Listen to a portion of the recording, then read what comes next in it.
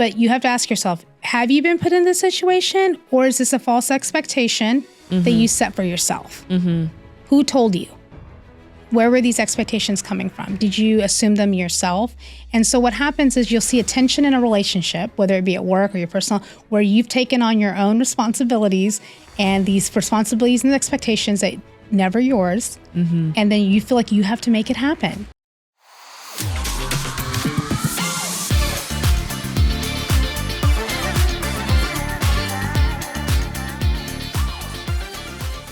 So Julia, today we're talking about being aware of ourselves. And really the whole point of our podcast is the pursuit of ourselves and being better communicators and trying to be less misunderstood.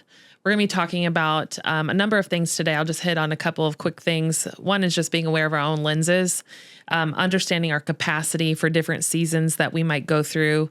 Are we aware of different expectations that we might place on ourselves, being teachable? And those are just a few of the things, but let's just go ahead and dive right in about being aware of ourselves. Yeah. So let's go back to the first point you talked about, lenses. Yes. So what are lenses? And let's kind of explain what that looks like. So everyone's grown up differently, comes from a different background. You could be poor, middle class, rich. You grew up in ethnic culture. You grew up in a certain part of town, a part of the country. You grew up overseas. So everyone has different life experiences, traumas, good things, bad things, family involved, family not involved. There's so many ways we all grew up. And based off how we grew up, there are lenses that we've created in our own lives, and we view the world with those lenses. Yeah. And so what happens is when you're trying to be aware of yourself, you have to come to the awareness and the realization that I grew up differently, and I might view this situation or this problem differently than another person whose lens looks a little bit different. And that doesn't mean we always have to agree. Yeah. It just allows for better communication if you are okay with, hey, this person's background and the way they grew up looks different. Therefore, they perceive the world or perceive this problem or perceive how we should handle this situation or anything differently. And I think a very good example of this is politics. Yeah. And so what is really politics? Why do people take sides in politics? They think this is the best way and the best thing and means by which the country should be run, right? Why? Probably because based off their life experiences, they feel these are things that are valid. And so it's not necessarily someone's wrong or not the other. Some things can work for other people and some can work for not. So what happens is if you're aware, if you're really wanting to really communicate and connect with somebody and you want to understand them, you have to be in a place to be like, I have to be okay with this person's lenses and the way they grew up looks different than mine. So I might perceive this issue differently than the other person. Yeah. And that doesn't make one person right or wrong, even though we always feel we're right. We always feel like we're right, but it could be a lens that you've created. And so we just have to be aware of that a little bit.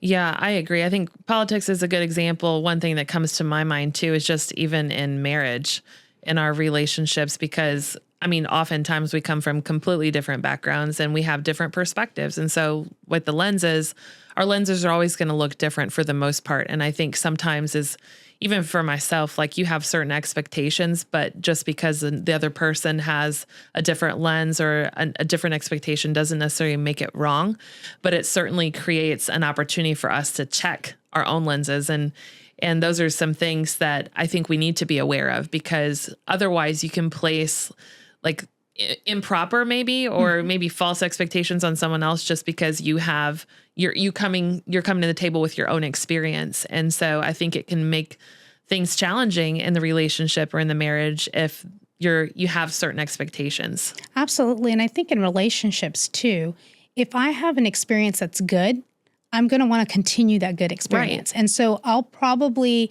stand my ground. I'm like, no, it should be this way. Like it was done this way with me. Therefore, it should be done this way. So this is the right way to do it. Yeah. Versus if you had a bad experience, you might be like, I definitely don't want to do that. So you're more open to look for like a different way about it. Right. Because you know that your experience was a little bit more traumatic. And so you're like, I don't want to do that. So you see that happening a lot. And so But you have to like pause and yield for just a minute and be like, okay, maybe I'm thinking this way because of my experience, but that doesn't necessarily mean it has to happen again that way. Yeah, it makes me think of a recent conversation we had on one of our other episodes talking about active listening. When we talk about lenses, because you said like pause and yield, sometimes we're quick to look at things through our own lens, that we're not pausing and we're not yielding because we're not taking time to listen. We already have our response ready, guilty. Yes. So I think when you're really, and here's the thing, being aware of yourself is not something like new. It's just a way for us. Like our whole goal here is we want people to understand us better and we want to understand other people better. So if that is your goal, you want a little bit more awareness. Sure. And so these are just points to help us be like, hey, I want to be more understood. I want to understand other people more. Mm-hmm. It's not just black and white all the time. Yeah. So another reason that can affect that as well is capacity. Mm-hmm. So people's capacity can change from one season to another. And so what happens with capacity is if your capacity increases or decreases, the way you communicate with other people can change. Absolutely. Absolutely. I think of myself just thinking back on different seasons of life and career and different jobs that I've held in different seasons. And then you throw sleepless nights and babies in the mix, and capacity certainly changes.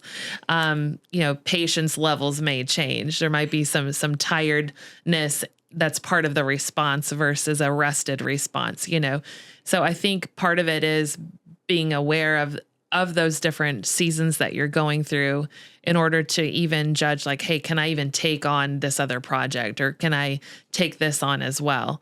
And I think we all go through different seasons of capacities too. Yeah. And I think another example is, think about like a time, and this may be not you, but even for like a family member, someone you love, someone gets a diagnosis. Yeah. And how it really just is on your mind constantly. Mm-hmm. And you might be a little bit more short. You might be a little bit abrupt. You might not want to talk about it. Yeah. And so when I'm in a place where I'm still processing some news, a death, something happens. Let's just say something happens in that capacity and you're grieving. I don't want to sit and maybe have a 1-hour coffee with somebody. Mm-hmm. So I have to understand, I'm not ready to talk about this. I don't have capacity for this. So maybe this is not the best time to communicate or get together or go to brunch with the girls. Like I have to be aware that I don't want to go and be non-talkative and introverted, although I'd be okay with that, but I don't want to do that. Yeah. If I'm there, I want to be present and I want to engage and I want to actively listen. Mm-hmm. So if I'm not going to do that, that's a season. And so be aware of your own seasons. Mm-hmm. If you are rushed and you have a lot on your plate and you are taking kids to ball games and you're slammed at work, maybe it's not a good time to meet with a lot of people, but maybe a few close people that you can have good, close conversations with, and you're free to be yourself. Yeah. And sometimes people want to have tough conversations and you're not mentally in a place to have a tough conversation. Mm-hmm. It's okay to be like, hey, I want to have that conversation with you, but I'm still processing. Mm-hmm. And so be aware of your capacity. You don't always have to be walking in full capacity and be available to everybody at their timing. There's a timing for you as well. And it's okay in certain capacities. Mm-hmm. It's the awareness of yourself. I'm aware in this season that I don't have this capacity, and therefore my communication may be altered because of it. Yeah, I think you bring up a good point. Just thinking about the capacity and maybe when someone comes to you is like, hey, we should get together and grab coffee or grab lunch. And they genuinely want to build a relationship, and you genuinely might want to too, but do you really have the capacity to do so? And I think, and maybe this is just our culture or society, but we try to cram so much stuff in.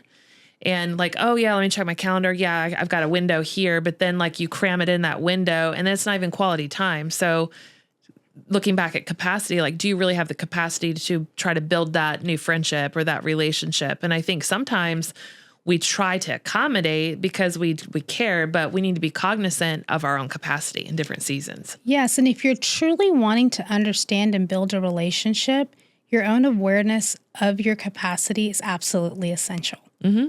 Absolutely.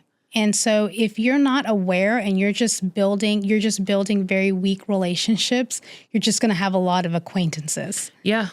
So if you're really wanting to communicate something important, I think it's very important to really think about, do I have capacity? Do I have mental capacity? Do I have emotional capacity? Maybe you're still in a place where you're still hurt or it's still tender and you don't want to discuss something. It's okay to wait a little bit and process it and schedule that at a later time where your emotional capacity is a little bit better. Then you look at time capacity too. And so then there's so many physical capacity. If you're dealing with an autoimmune disease or you're caring for a caregiver, all those things are capacity things that need to be considered. But there is a lack of understanding and a misunderstanding that can happen when you're abruptly. So let me ask you this, Taryn. Tell me what a morning looks like when you're getting the kids ready for school. How does your conversations usually look like? They're probably, I'm assuming, short, abrupt. Yeah. Hurry up. Let's go. Yes. We're running late. You know. You're not probably saying, hey, silly girl, let's wake up for school. Like, I'm sure that's probably not what's coming, So think about the communication that's happening in that crunch time. And so that's something you need to be aware of if you're trying to be a good communicator. Yeah, I think so too. Or even I think back just in different seasons where the morning rush and you've got someone that's like reaching out to you when you're dealing with family stuff. And I, we talk about communication with boundaries and stuff that's come up quite a bit. And sometimes I think on the flip side of it, yes, we need to be aware of ourselves, but on the others, and I'm kind of jumping ahead, but sometimes you have to be cognizant of what someone else might be dealing with. Of course, being aware of ourselves, but like, I don't always have the capacity to respond to like a really, long email or a long text early in the morning. I'm trying to get my kids out to school and I'll put it off and get to it, later on. And so being aware of that, because honestly, I don't want to do anything or respond in a way that might hurt the other person or the relationship there. And so I might just respond when I do have, more time to respond. Yeah. So the next point is actually, are you aware of where the expectation is coming from? And this one can be a little difficult for people to manage, but being aware of yourself is really being aware of the fact that there could be some, and we talked about this in a previous podcast, false expectations, but there could be some expectations that are placed on you, but there could be some expectations that you place on yourself. And so when you're thinking about what somebody wants, when I'm communicating with you and I'm thinking in my mind, well, Taryn probably wants me to do this, and she probably wants me to do that, and she probably wants me to say this. And the actuality of it is you don't expect any of those things. I'm just assuming that. Yeah. And then it requires me possibly to get a little frustrated, schedule some things I don't want to schedule, and, meet up with you. And I really don't want to meet up with you because I'm crunched for time. But who told me that was your expectations? I made those up in my mind. Right. It's like you're adding stress to yourself without even asking the question, right? You're just kind of assuming and not really reaching out and saying, hey, Taryn, is this something we need to do? I think sometimes we do it just to maybe try to relieve someone else's stress. And then we end up putting on more stress on ourselves because we're just not asking those clarifying questions. Yeah, I think it happens in the workplace a lot. Yeah. When, your boss says something to you and it may be something simple and then you're thinking you're taking on the whole thing. Yeah. Or who said that? Did you? And then you start working in that way, like you're taking on the whole thing. And so it's this assumption that's happening. But the thing is, now you're communicating short, you're angry, you're frustrated, you feel like you've been put in this situation.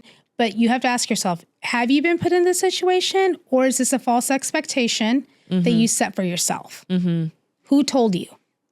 Where were these expectations coming from? Did you assume them yourself?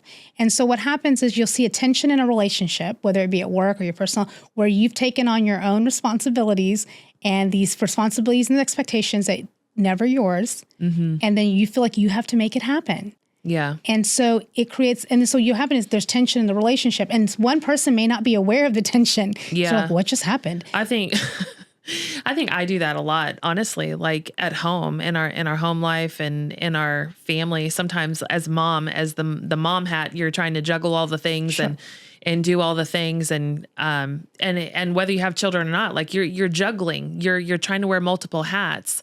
And sometimes you're taking on too much, but you're not communicating with your significant other. Like, hey, can you take care of this and this? I don't have the capacity for it. And so sometimes we're not communicating that in the first place. And so we're just taking it on and thinking like, I got to wear these million hats and that's just it, you know? Yeah. And in our frustration, I feel like I do this, I think a lot of people do. We're like, it's just easier just for me to do it myself. Mm-hmm. Like, and so when it's easier for you to do it yourself and you refuse to communicate that you're at the max of your capacity, you put your expectation on yourself. Well, you burn yourself out because you're not asking for help and you're not communicating. You're just assuming that it's all yours and you're not asking for the help. And so you get worn out. Yeah. And so it breaks down relationships.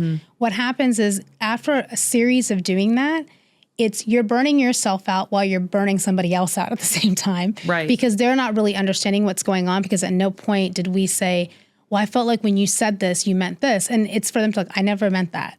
So I think this false expectation and this, you have to really ask yourself, do I really need to do this?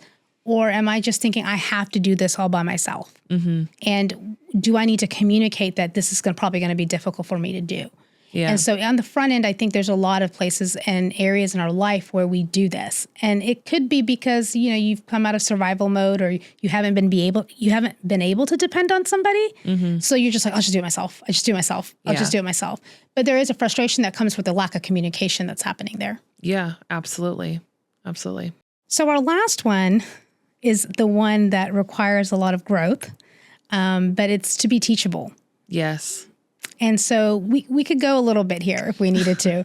But one of the things about being aware of yourself and how you're communicating is learning how to communicate. Communication is not a thing where you learn it at the age of 21 after you get out of college and get your degree, and then you're good. You're good. Yeah, you've got a degree in it, so now you're set. Yeah. So I have a couple of friends of mine that are communication majors, and they're like the worst at communicating.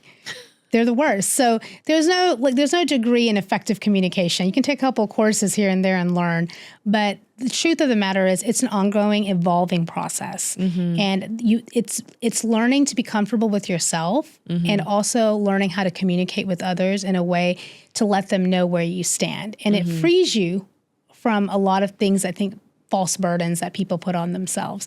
But being teachable is a posture. Yeah, I was just thinking like, so often when I think of someone who's not teachable, it's because maybe this isn't the right word, but they're not humble because they don't want to learn. They don't want to self-reflect. They don't want to look at the areas where they might need improvement. And I think, being teachable means that you're constantly having to self-reflect and think about, did I say something wrong? Do I need to fix this? And being aware. And like I was sharing some stuff with you and our friends earlier today, like there's just some things that I need to work on myself. Like we have to be teachable, because if we're not, we can't be effective in our communication. We can't be as effective as we want to be in our relationships and in our marriages and those that we work with. You have to be in a place to be teachable and realize like, I don't have it all right all the time. Yeah. And then I don't want to jump ahead, but also when you're communicating with somebody else, it may not be humbleness. It may be just some trauma that's been there and they're not in a place to know how to communicate. True. And if they grew up in a background where they're always being criticized, even positive criticism and feedback can seem very attacking like to a person. Yeah. So, but we're getting ahead there. Yeah. But it's just, I think you just have to be aware. I think being aware of like, hey, I'm going to grow. I'm going to be different. I need to communicate. And really wanting to change how you communicate with different relationships. Like we know this, we don't communicate the same at work as we do at home or with, your children. Like all communications are different. And so learning to adjust, because we can also be the type to be like, well, this is just how my personality is. And this is how I am with everybody. But then your goal isn't, hey, I want to connect and communicate effectively with everybody. Yeah. I mean, I have to say, and tell on myself, because there have been seasons of my life, and probably because I was just like in a very, I don't know, maybe dark place, even mentally, like I didn't really care. I didn't really care if the things I said offended people. I didn't care how they took it. And I was going to be that way. I was going to say it that way. And that was it. But I think as you grow and develop as an individual and you become more aware of things, and maybe you deal with some traumas or some hurts that you have in life, your communication changes. And I think that goes back to the teachable point is we should always be in a place to be teachable and want to work on those things. But yeah, being aware of ourselves and talking about like different communication is sometimes, I think we think that we do need to communicate and, make someone else aware of what's going on. That's not always the case. Absolutely. I agree with you.